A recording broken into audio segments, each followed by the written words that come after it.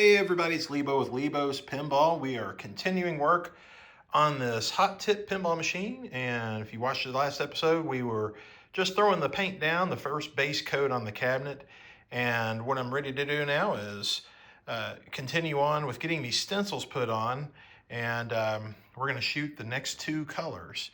So I've actually already started in on this just a little bit before I started the video. So I've got the first stencil down.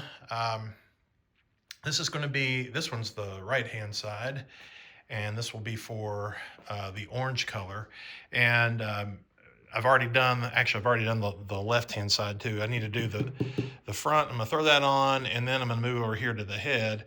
Actually, when I get over the head, I'll probably show that in a little more detail of how these stencils actually go on, what's important, what's involved. But one thing I just kind of mentioned here, so the artwork for this game is actually not really too awful hard. I've had some others that I've done before where when you're pulling the stencils back off, you got to be real careful about getting the edges and having them, maybe pulling and whipping back and slinging a little bit of, you're stringing some paint, and sometimes you'll get, some little defects that you got to go back in and take care of. But because we've got a lot of area here that's just, covered up stencil until you get back to an area that needs to be painted orange.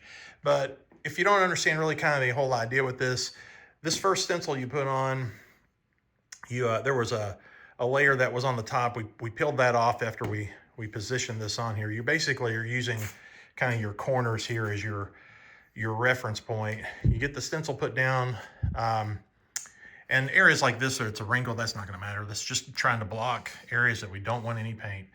But we'll be painting all this the orange color. This is going to be the first color that goes down. Once that's down, then we're coming up here and we're going to peel up the stencil. So the stencil's a one-time use, but it's accurate.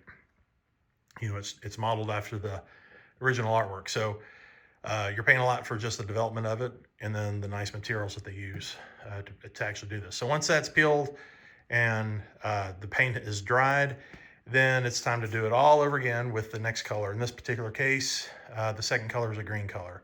And what I've actually done, I've used spray paint in the past for the whole job. Get much better results using, an actual, a spray gun, and then getting, quality paint mixed up, and you can get, the exact color that you're really shooting for. So that's what we're going to do on the entire job here. So time to keep on moving forward. Let's I'm going to get the other front panel stencil put on, then we're going to move the head, and I'll show you that a little closer.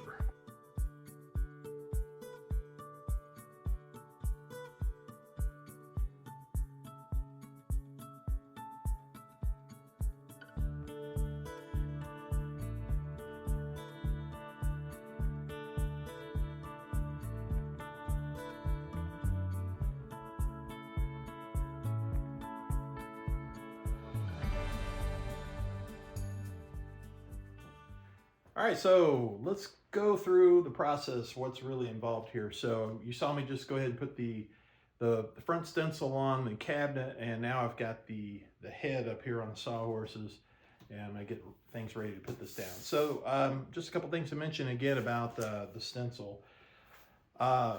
So you want to try to figure out the most accurate place to actually place it down, and you don't want to get it crooked. You want to get the whole, registration, I guess is the right word, correct.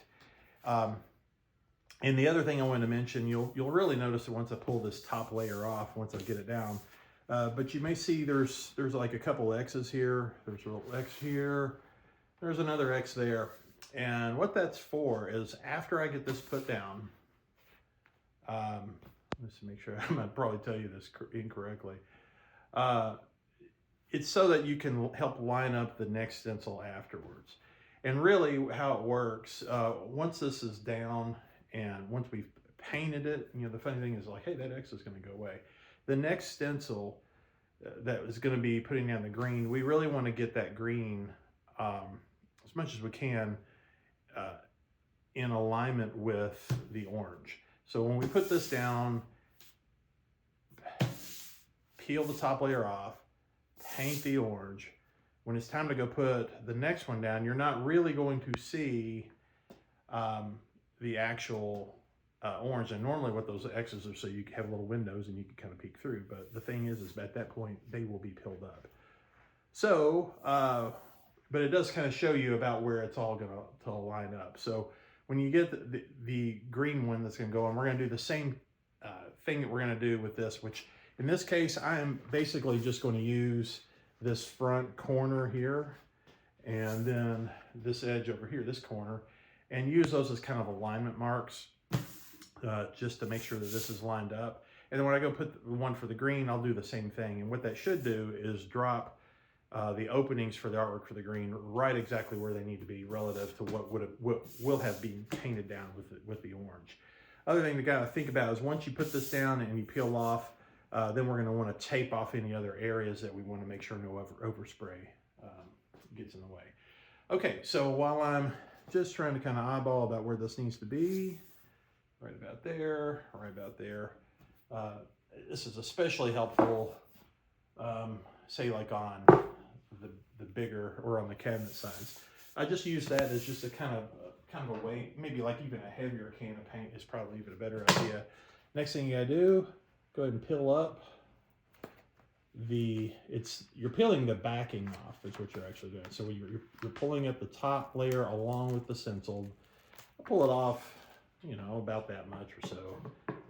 This is maybe about a third of the way in this case. I'm gonna go ahead and cut this off, this bottom part.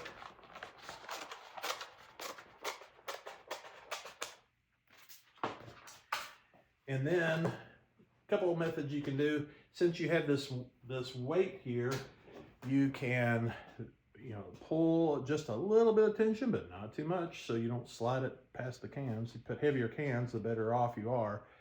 And as you pull it down, then you can start sliding the little squeegee on here. Just because I'm kind of a nut here, I am taking a little visual and making sure that I've got this right. And I'm going to go ahead and pull this actually just a little tight.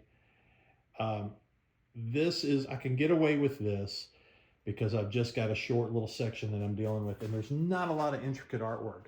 And what I'm talking about is if I get air bubbles at that little trick that I'm doing there, you could be fighting them quite a bit. But in my case, I'm really not. Don't have a whole lot to worry about. So that was kind of quick. So the other way that I could have done that, instead of having that all the way down, could have had this peeled up, hold that kind of at that angle, and then just kind of work your way down to it. And you're actually going to see me do that the rest of the way. So now that I've got this down, this part is really kind of anchored in place. So we're going to take those paint cans that I was using as just weight. I'll leave the scissors out here. And then now we're going to pull this up. Now, and since this is again kind of a short section, I could probably just go just about that much, and with one hand just sort of hold this in place, and then now using the straight edge or squeegee, this came actually with the kit, just kind of go back and forth. All this, I feel like I've said it several times in this video, so sorry if I'm being repetitive. But there's a lot of areas where there's not actually a lot of super detailed artwork. So this one's a little easier. But if we had a lot of little cuts, lots of little spots, we'd have to be, you know, really deliberate with our pressure around all the edges of all of the openings for the artwork. But in this case, this is really not too bad. It can go a little quicker. And all this stencil is serving a purpose is to block out where you don't want paint to go. And where in the transition between where paint goes and where it doesn't go, in other words, all the edges of all the features, that's where you want to really kind of come back here after you get it down. And I like to just kind of press it in just a little harder, right around all those edges. And again, I'm repeating it, especially if we had a lot of little cutouts, lots of little isolated pieces, because here's what we're doing next. We're going to start peeling all this up. When you peel it up, what you want to leave behind is the actual stencil itself. So the white vinyl stencil. And if you mess up some pieces of it like this, don't sweat, because it's just going to go back down. Think of it just like taped off areas. So it's on there pretty tight. I mean, this top layer sticks to it pretty good. And as far as how well this sticks to the paint, it holds well enough. You don't really want it to be super bonded, because you don't want it to go pulling up the paint underneath. And that's especially going to be true when we go to put the second stencil color on. In other words, the green in this case, because it's going to be going over on top of all this orange that we put on top of the white. So here we are. So now we're starting to get into some of the features, and see it's kind of lifted up around that edge. No sweat. I'm just going to push it back down. Let's see here. It is pretty tight. Pretty hard to do it. To see where it's kind of lifted up around there, I am just going to push that back. Actually, I might even get my squeegee to do it. The reason, I cleaned my hands. I'm just trying not to actually touch the painted surfaces, because I don't want to have, like, if I had any oil on my finger, I don't want that to cause a problem when the paint goes down. And yeah, you see how I kind of boogered this up? That does not matter, because I'm going to take some tape and go around these edges anyways, so I'm not concerned about that. Here's an area I can just grab, put my fist down to kind of hold it, and just pulling it along.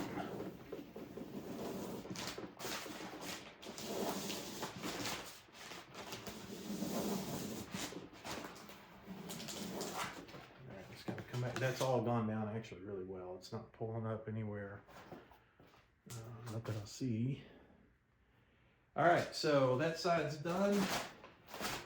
Let's see, I mentioned the tape. I mean, we'll come back right before we get ready to paint it. But let me go ahead for now. Just kind of tape around the edge. And be careful, by the way, when you do tape this, if you happen to have, some of the cutout for the stencil, it comes real close to the edge, don't make a mistake and accidentally cover it up. I almost did that on this game, on the front of the cabinet. There's some artwork over on the right hand side, little orange swoop that goes down. I think it was right. I don't know if you can see it, but it's in the view. It's actually over here, and I started to cover it up, and oops. Anyways.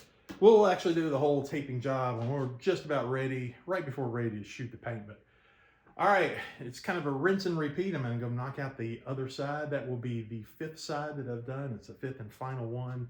So then it'll be finally taping everything else off that we want to make sure we don't get any spatter of orange paint around. And oh, by the way, speaking of spatter, and this game didn't have it, so I didn't do it. At least the original artwork wasn't. Before we did the stencils, right after we do the white paint, another trick that a lot of Gottlieb games did it early on. Williams did it a lot. Well, basically everybody did it. If you look at some of the early games, the base coat white, you'll see like a little speckle that's all over it, a little spatter.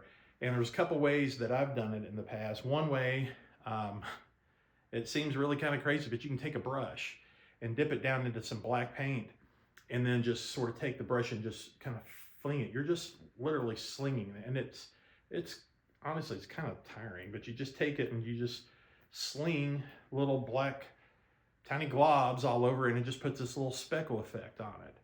Another way you can do it is you take your take your paint gun, and if you drop the pressure down really low and keep the paint kind of thick. So if you haven't thinned it, that seems to be a trick. I've even actually at some point early on, one of the first games I did, I think it was King of Diamonds, I even mixed in something with the paint based on a recommendation of someone. I think it was like an acrylic glue or something. It just helped that paint just really get thick and just glob and slob it out. And that was another way just to kind of spray and just spit it all over the surface. All right. So anyways, the reason that they do that is it kind of helps to hide some defects in the paint. I was tempted to do it on this, honestly, just because I think it would kind of look good on it. But from all the pictures that I've seen on Hot Tip, I didn't see any of them that were ever done that way. And I was like, nah, wait a minute. I just felt like that, since it wasn't original in that regard, I decided not to do that. Anyways, let's knock out the rinse and repeat on the other side and keep progressing forward. Oh, one thing I need to correct myself. I was saying earlier about these little X marks, and I think I said, oh, it will go away when you peel all this up after you've done your coat of paint. I was not accurate at all on that. I kind of forgot about it, and as soon as I got looking close, I was like, oh, yeah, I remember. Big dummy. All right, so look here real close. All right, you see all the little cut lines right around it? There's a little box. Okay, and that X is just kind of saying, hey, it's right in this area. Here's what's going to happen. Whenever I paint the color, in this case orange, and then I go peeling everything up, leaving, the orange in the places that we want orange, and all the stencil gets peeled up, that little box, because there are little cut lines, that little box is going to stay there. And that's okay, because when I put my next stencil down, the next stencil is going to have an opening on there to where I can line it up with that box. And that's really what gets me in alignment with all my features. And so when I paint the next color, the green, and then I peel the whole stencils up, I'll be pulling that stencil up along with this little residual little box. And so that will all go away. So that's kind of like that little intermediate reference piece.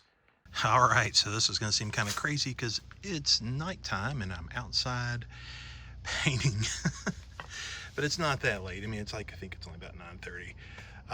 But I'm trying to keep it quiet because I got some young kids nearby and people trying to go to sleep. Anyways, I've got the orange paint sprayed on, and notice that I don't have all this area painted. I probably really didn't need to go to all this extent of really masking things off. This other paint gun that the Pin Doc loaned me is a lot smaller, and it was nice to doing just these little areas here without having a whole ton of overspray. So this is all drying right now. We've got the there's the back box. Looks kind of like a mess right now, just with it's just patched in, but I'm gonna let this dry just for a little bit. Then we're gonna carry it back inside and pull off the stencils. Here we are starting to pull the stencil off and see what kind of magic we got.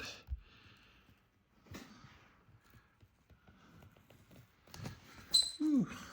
It's a steady process. You focus on this. Here's just a little more. Kind of hard to hold the phone, or not phone, to the camera here while I'm doing this, but basically you're just having to kind of pull it.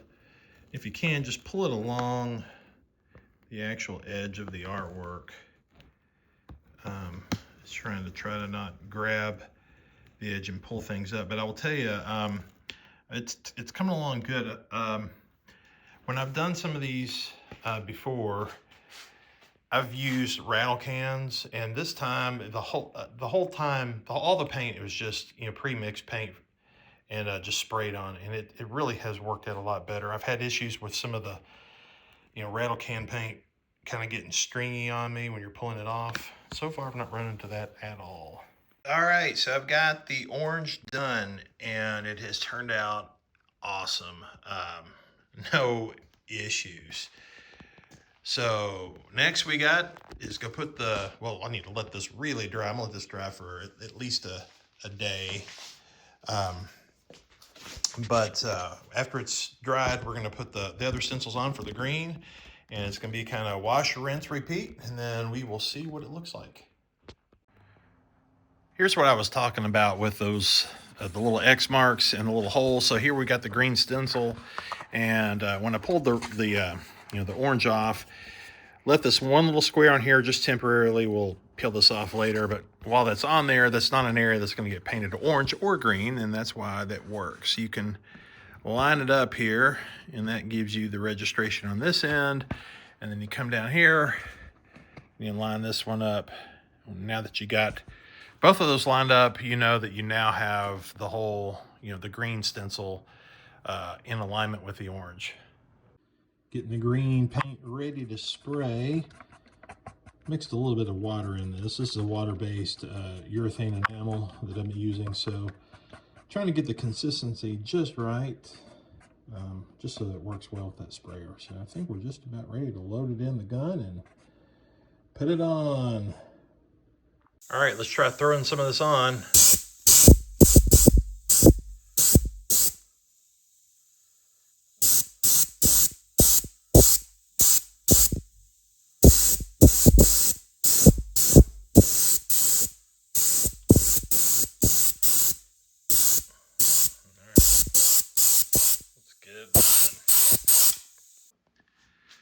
It's drying.